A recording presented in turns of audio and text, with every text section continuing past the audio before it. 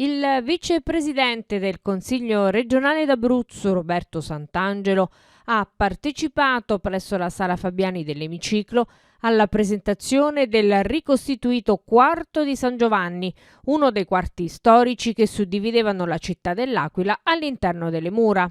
L'iniziativa, nata su proposta dei giovani figuranti del corteo storico della Perdonanza Celestiniana e dell'associazione culturale I Tesori del Borgo, è volta a riscoprire le tradizioni storiche e culturali del territorio. Il Consiglio regionale che si apre al capoluogo di regione, alla città dell'Aquila, che in qualche modo aiuta e favorisce la costituzione dell'ultimo quarto mancante della tradizione storica della nostra città, quello di San Giovanni, già quarto di San Marciano per me che ho una certa età oramai, superati i 40, ma in particolar modo ci sono dei ragazzi dell'Associazione Tesori del Borgo che hanno tra i 18 e i 20 anni, che si sono fatti promotore di voler costituire, riscoprire l'attività tradizionale identitaria della città dell'Aquila. Questi ragazzi va un plauso perché da sempre hanno sempre partecipato al corteo storico e oggi si vogliono impegnare in prima persona. E questo dato è ancora più importante in una città che ha subito un evento distruttivo come quello della città